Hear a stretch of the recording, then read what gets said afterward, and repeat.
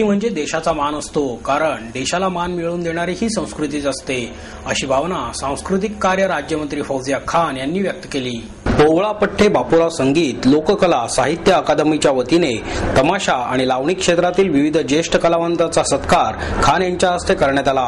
यावेळी पद्मश्री पुरस्कार प्राप्त यमुनाबाई वाईकर, संगीत नाटक अकादमी पुरस्कार प्राप्त शकुंतला नमरकर, लावणी महोत्सव विजेत्या मीना परभणीकर यांचा सत्कार झाला। ज्येष्ठ कलावंतांना मदत निधीचे वाटप करण्यात आले। रोख 10,000 रुपये, प्रशस्ती पत्रक, यशवंतराव चव्हाण यांचे चरित्र असे पुरस्काराचे स्वरूप होते।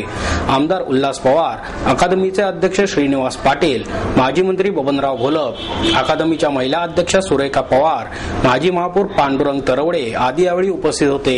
खान म्हणाल्या, कलाकाराला जगवणे म्हणजे संस्कृतीला जगवणे, संस्कृती म्हणजे देशाचा मान असतो, कारण देशाला मान मिळवून देणारी संस्कृतीच असते।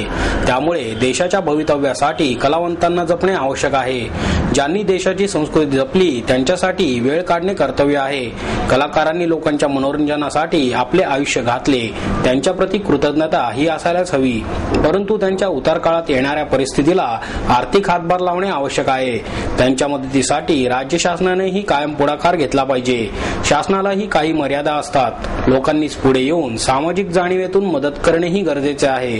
ज्या नागरिकांचे उत्पन्न 1 लाखापेक्षा कमी आहे त्यांच्यासाठी राज्य शासनाने मोफत आरोग्य तपासणी आणि उपचार योजना केली असून त्याद्वारे नागरिकांना एक विशेष ओळखपत्र देण्यात येणार आहे। याचा पथदर्शी प्रकल्प राज्यातील 8 जिल्ह्यांमध्ये राबवण्यात येणार आहे, अशी माहितीही फौजिया खान यांनी यावेळी दिली। आपण एंटरटेनमेंट कार्यक्रम मनोरंजनसाठी आपण बघतोय, तर ज्या कलाकारांनी आपलं आयुष्य घातला लोकांच्या आनंदासाठी मनोरंजनासाठी, त्यांच्याप्रती सुद्धा जबाबदारी आपली आहे असं मला वाटतं। आजचा हा कार्यक्रम माझ्या दृष्टीने याच्यामुळे अतिशय महत्वाचा आहे आणि आगळा वेगळा कार्यक्रम आहे, सुंदर कार्यक्रम आहे।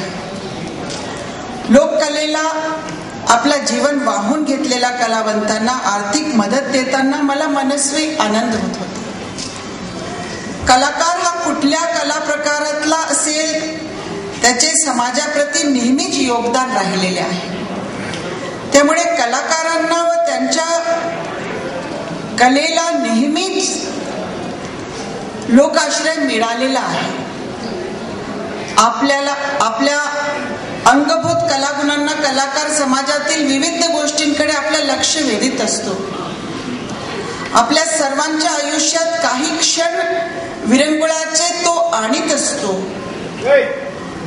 असे हे कलाकार आपल्या व्यक्तिगत आयुष्याकडे दुर्लक्ष करून लोकांच्या मनोरंजन करण्याचा त्याला कल असतो।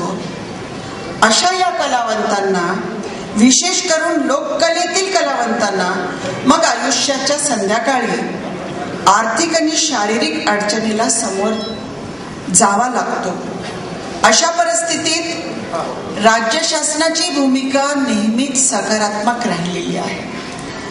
शासनाने प्रयत्न केलेला आहे की अशा लोकांना जे काय मदत शासनाकडून देऊ शकतो त्याच्यासाठी मदत देण्याची भूमिका शासनाची राहिलेली आहे। खास करून आपले उपमुख्यमंत्री अजितदादा पवार यांची भूमिका याच्यासाठी जरासा झुकता माप त्यांच्या कलाकारांसाठी असतो।